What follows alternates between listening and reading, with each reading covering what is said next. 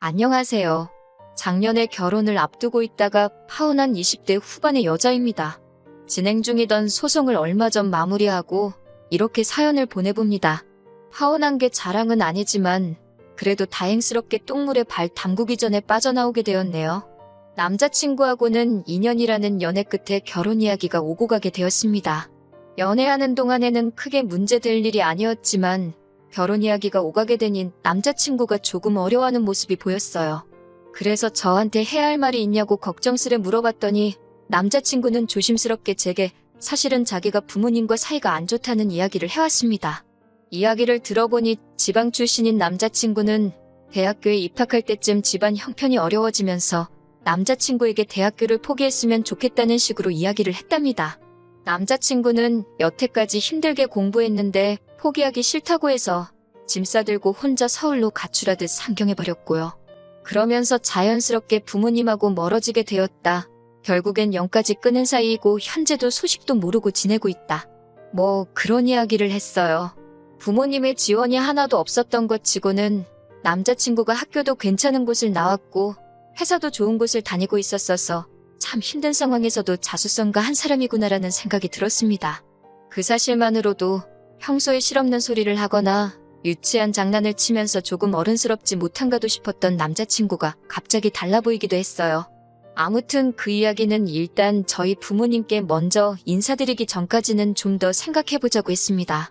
저희 부모님에게 남자친구를 처음 소개시킨 날에도 저희 부모님께서는 그래도 결혼은 일륜지대사인데 아무리 연을 끊다시피 살아도 결혼하는 건 말씀드려야 하는 거 아니겠냐고? 어찌되었든 저희들 결정이 가장 중요하겠지만 그래도 자식된 도리는 하는 게 당연한 거라 조언을 해주셨습니다. 그 말씀에 남자친구도 용기를 얻었다고 말했고 그렇게 저희는 남자친구의 고향으로 인사를 드리러 내려가게 되었지요. 10년이 넘는 세월 만에 부모님을 처음 만나러 가는 것 치고는 기차 안에서 남자친구는 코까지 골면서 자고 있더라고요. 긴장은 저 혼자만 하고 있는 건가 싶었습니다. 역에 도착해서 택시를 타고 예비 시부모님이 사시는 동네로 향했습니다.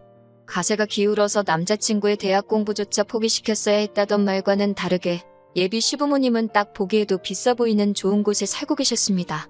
100% 정확한 건 아니지만 사람이 살고 있는 지역이나 아파트 브랜드만 봐도 어느 정도 형편이 어떤지는 사실 알 수 있잖아요? 지방이 개발이 되면서 브랜드 있는 신축 아파트라도 그렇게 비싼 건 아니라는 말을 들었지만 그래도 예비 시부모님이 사시는 집이 절대 서울에 비해서 엄청 저렴하거나 하는 느낌도 안 들었어요. 집 안에 있는 가구며 그런 것들도 삐까번쩍하니 좋아 보였고요. 처음엔 저희를 반겨주시니 너무 좋았습니다. 제가 아닌 누구와 결혼을 했어도 다시 재회를 했을 테지만 그래도 제 덕분에 10년 세월 다 잊고 새로 시작하게 만들어준 게 저라는 생각에 괜히 뿌듯하기까지 했지요. 남자친구도 10년이 넘는 그 세월 동안 부모님께 얼마나 죄송스러웠을까, 얼마나 보고 싶었을까 싶었고 예비 시부모님도 자식이 부모 도움 없이 대학도 나오고 좋은 회사에 들어갔으니 얼마나 장할까? 그런 마음들을 제가 감히 헤아릴 수나 있을까 생각했어요. 그런데 생각보단 남자친구도 예비 시부모님도 오랜만에 재회에도 불구하고 말을 서로 아끼더라고요. 그동안 밥은 굶지 않고 다녔냐 같은 평범한 질문이라도 물어보실 줄 알았는데 예비 시부모님은 남자친구한테 전혀 궁금한 게 없어 보였습니다.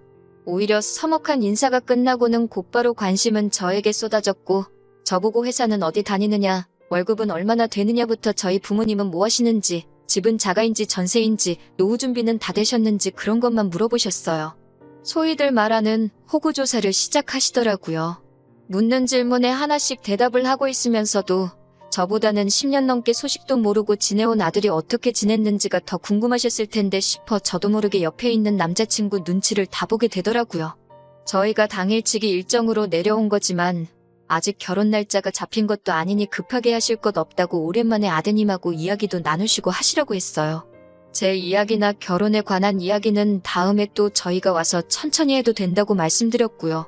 그런데도 끝까지 저와 저희 부모님에 관한 질문만 계속하시지 예비 시부모님은 남자친구에 대한 관심을 1도 보여주지 않았습니다. 그때는 막연하게 예비 시부모님이 조금 너무하시다 하는 생각도 들었어요.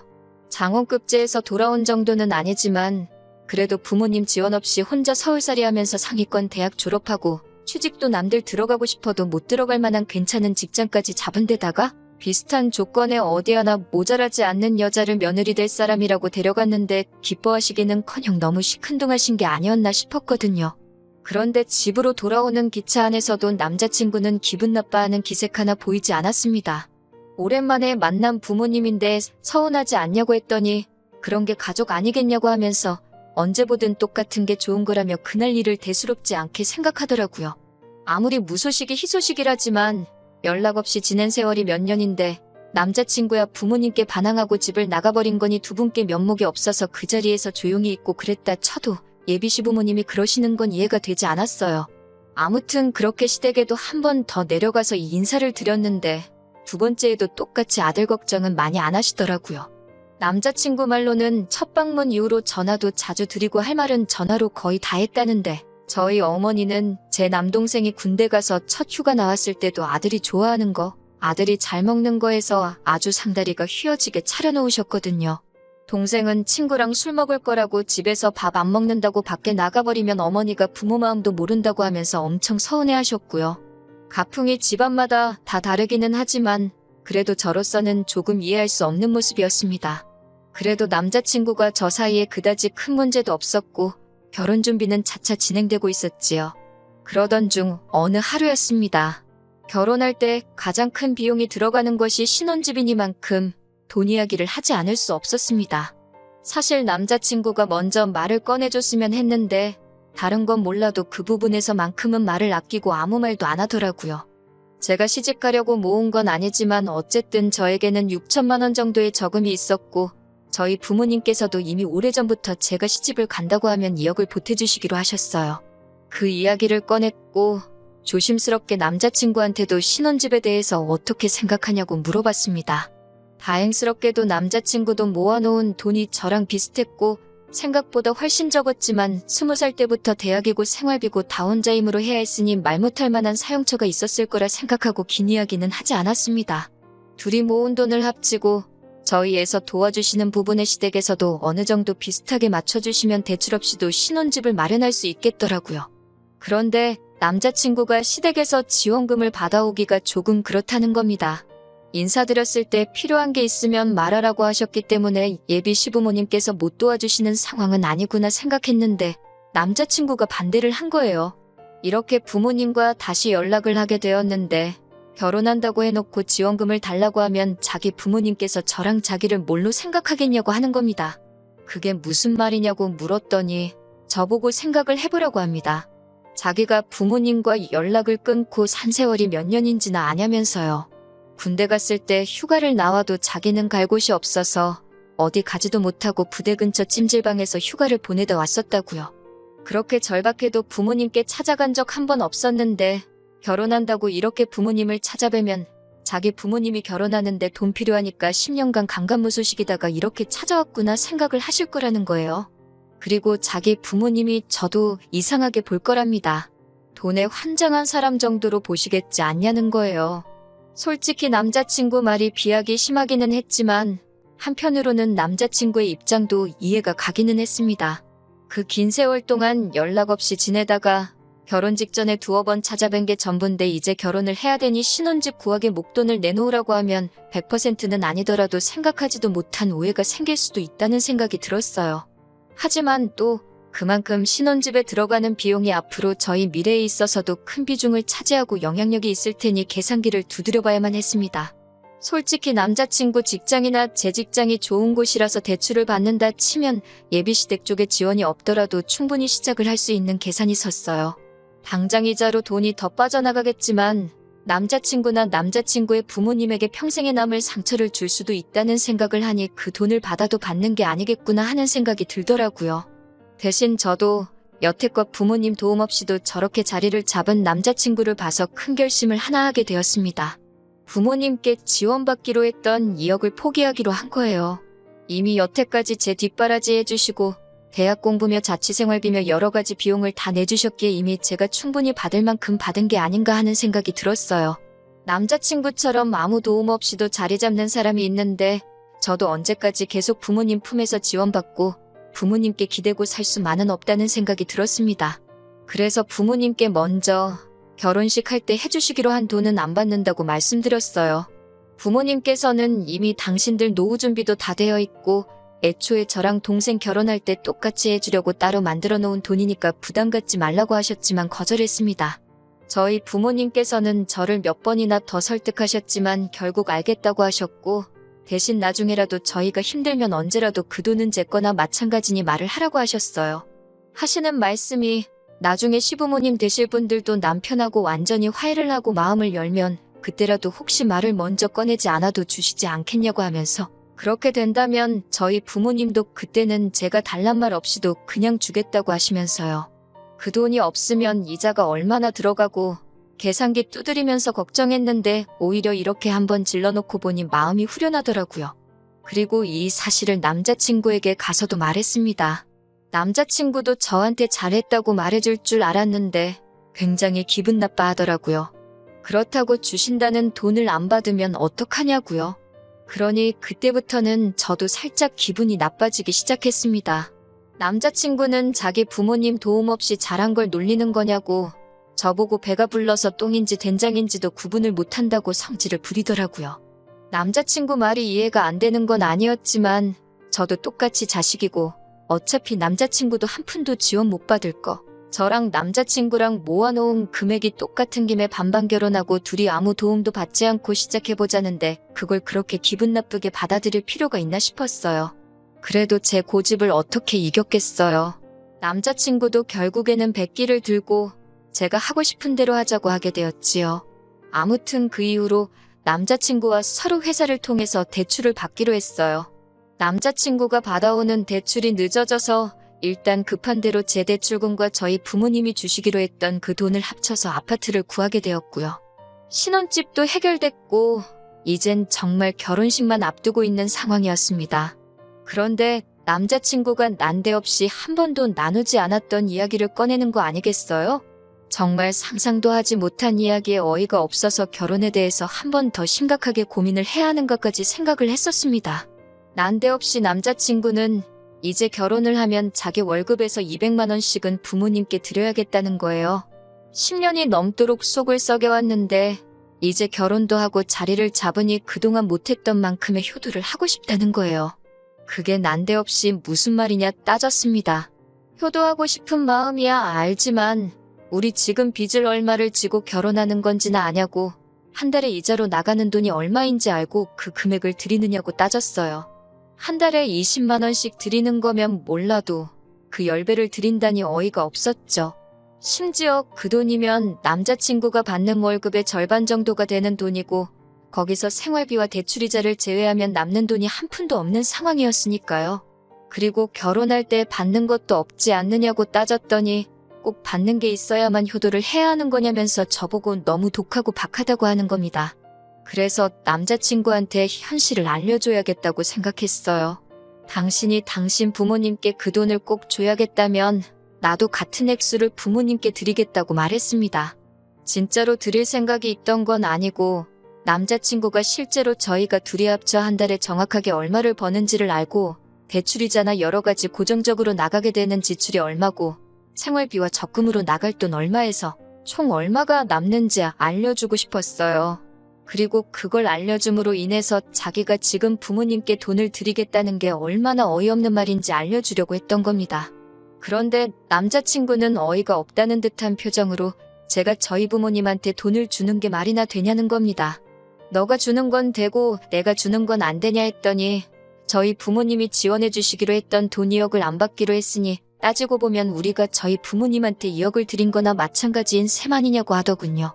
무슨 그런 어이가 없는 계산법이 있냐고 따지니 안 되겠다 싶었는지 자기가 부모님과 10년 넘도록 연을 끊고 살았고 어쩌고 저쩌고 하면서 정에 호소를 하더라고요. 계속 이야기해봐야 답도 나오지 않을 것 같고 해서 남자친구한테 생각 좀 해보겠다고 말하고 집에 돌아왔습니다. 생각 좀 해보겠다는 게 어떻게는 남자친구 부모님께 돈을 드리려고 하는 생각이 아니라 애초에 결혼을 다시 생각해봐야겠다는 뜻도 들어있었는데 남자친구는 그런 것도 모르고 잘 좀 생각해보고 자기 마음 좀 헤아려달라고 하는 거예요. 자기도 이제 부모님께 효도하면서 살고 싶다고 말이죠. 그러고 3일도 안 있어서 이것이 전부 다 남자친구가 저와 저희 부모님 돈을 가지고 개수작을 부리고 있었다는 걸 알게 되었습니다. 정말 결혼식 날짜도 잡혀 있고 10만 올리면 되는 상황이었어요. 결혼식을 얼마 앞두고서 직접 청첩장을 보내지 못한 사람들에게는 모바일 청첩장으로 대체를 하게 되었습니다. 그런데 저랑은 거의 인연이 없는 타부서의 남직원이 와서 저에게 우연도 이런 우연이 다 있냐면서 아는 체를 하는 겁니다. 그 직원은 자기가 제 남자친구와 같은 부대를 나온 군대 동기라고 했어요. 입대일도 같아서 훈련소 때부터 같이 동고동락했었다고 해요. 전역 후에도 친구처럼 지낼 줄 알았는데 전역하고 나서는 연락이 거짓말처럼 끊어졌어서 영영 못 보는가 싶어 서운했었다는데 이렇게 동료 직원의 남편이 되게 되었다니 아무래도 자기들은 인연이 맞는가 보다라면서 결혼식에 꼭 참석하겠다고 하더라고요. 그런 인연인 줄은 또 몰랐다고 저도 신기해하고 있는데 그 직원이 결혼식에 가면 오랜만에 제 남자친구 부모님도 뵙겠다. 다른 군대 동기들한테도 연락 한번 해보겠다고 하는 겁니다. 자연스럽게 대화가 넘어가다가 갑자기 남자친구 부모님 이야기가 나왔다는 걸 눈치채고 뭔가 낌새가 이상해서 그게 무슨 말이냐고 물어봤어요. 그리고 그 동료 직원의 말에 저는 경악을 금치 않을 수 없었습니다. 동료 직원이 하는 말이 남자친구 부모님, 특히 어머님이 엄청 극성이셔서 자대 배치 받고 나서는 거의 한 달에 2번은 남자친구 면회를 오셨다고 설명하더군요. 온 김에 아들 잘 부탁한다고 군대 선임들이며 동기들한테도 짜장면 한 그릇씩 사주시고 그랬답니다. 휴가 나오는 날에도 부대 앞까지 찾아오셔서 기다리고 계셨다고 해요. 남자친구 고향이 바다가 가까운 곳이라서 휴가를 맞춰 나와가지고 동기들끼리 바다에서 놀고 그랬던 추억이 있다고 합니다. 그래서 그 동료 직원도 저녁 이후에도 당연히 오래 알고 지낼 거라고 생각했는데 연락이 끊기게 되어서 아쉬웠다고 말하는 거였고요. 그런데 말이 맞지가 않았습니다. 남자친구는 대학교에 입학하면서부터 부모님과 연을 끊었다고 말했고 군대에서도 휴가 나올 때 갈 곳이 없어서 찜질방에서 먹고 자고 했다고 이야기를 했었으니까요. 그래서 제가 다른 사람하고 착각한 거 아니냐까지 물어봤는데 그 동료 직원이 자기 사진첩에 그때 찍은 사진이 있으니까 집에 가서 저한테 보내준다고까지 하는 거였어요. 그날 저녁에 동료 직원이 보내준 사진을 확인했을 때 사진 안에 정확하게 남자친구와 동료 직원 그리고 예비 시부모님까지 전부 다 사진 속에 세상 다정한 모습으로 있더군요. 남자친구에게 곧바로 그 사진을 보내주고 이게 무슨 상황인지 설명해보라고 했습니다. 남자친구는 곧바로 저한테 전화를 하더니 말까지 벌벌 떨면서 자기가 다 설명하겠다고 제발 파혼만은 하지 말아달라고 빌더군요. 그렇게 남자친구가 무슨 수작을 부리려던 건지 다 알게 되었습니다.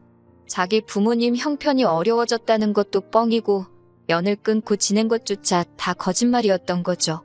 우리가 결혼하면서 자기 부모님이 돈 한 푼 내지 않게 하려고 연을 끊고 지냈네 어쩌네 하면서 저한테 미안한 마음이 들게 만든 거지요. 그러다가 제가 저희 부모님이 지원해주시는 돈을 안 받겠다고 말하니 남자친구 딴에는 한 푼도 안 드리고 편하게 시작할 줄 알았는데 대출을 받아야 하니 본전 생각이 났던 겁니다. 그러니 그 말도 안 되는 계산법을 들먹이면서 자기만 부모님한테 200씩 용돈을 보낸다고 한 거고 저는 안 된다고 했던 거예요. 그리고 나중 가서는 저희 부모님한테 지원금을 받아내려고 실제로는 회사 통해서 대출도 안 받았었다고 하고요. 연애하면서 제가 느껴온 남자친구의 본 모습을 알게 되니 이게 무슨 일인가 싶었어요. 그 자립심 강해 보이고 책임감 있어 보이던 남자친구는 자기 부모님 돈 아껴주려고 저한테 거짓말을 일삼은 천하의 둘도 없는 인간 쓰레기였던 겁니다. 제발 파혼만큼은 하지 말아달라고 하는데 파혼이 문제겠냐고 사기죄로 고소해버리겠다고 했어요. 고소장을 진행하는 와중에 아주 난리가 난 겁니다. 지방에 있는 남자친구 부모님까지 오셔가지고는 제발 한 번만 선처해달라 제 다리를 붙잡고 빌더라고요. 하지만 그때는 배신감에 치가 떨려서 그대로 고소를 진행했습니다. 그래도 한때 결혼까지 생각한 사람인데 돈을 뜯긴 것도 아닌데 이 정도면 됐지 않냐면서 저희 부모님께서도 선처를 해주라고 저를 설득하셨어요. 남자친구는 운이 좋았죠. 그래도 연애하는 동안 저한테도 잘했고 저희 부모님한테도 점수를 잘 따놓았기에 더 이상 제 눈앞에 띄지 않는 조건으로 고소를 취하해줬습니다. 그런데 사기죄는 고소 취하가 되더라도 죄는 남는다고 하더군요. 무죄 판결을 받기는 했지만 그 과정에서 결국 남자친구는 회사에서 잘리고 사기꾼이라는 꼬리표까지 얻게 되면서 앞으로의 미래도 불투명해지고 말았다네요. 그 소식을 전해 듣는데 미안한 마음이 들지는 않았어요. 죄를 지었으면 죄값을 치러야지요. 비록 저도 청첩장까지 다 돌려둔 마당에 파혼을 하게 돼버렸지만 오히려 그 편이 저한테는 운이 좋았던 거라고 볼 수 있겠네요. 당분간은 결혼의 결자도 생각할 시간이 없을 것 같아요. 이 상처가 언제 치유가 될지는 모르겠지만 앞만 보면서 달려나가야겠지요. 그나마 좋은 소식은 그래도 결혼 앞두고 구해놓은 신혼집이 남자친구가 늦장 부린다고 돈 한 푼도 가져오지 않아서 제 명의로 매매를 했었거든요. 그런데 곧바로 재개발호재가 생겨서 집값이 오르고 있네요. 대출이자 혼자 갚아나가는 건 힘들겠지만 저도 당초에 계획한 대로 부모님 품을 떠나서 한번 제 스스로 자리를 잡아보려고 합니다. 좋은 소식 있도록 저를 응원해주세요.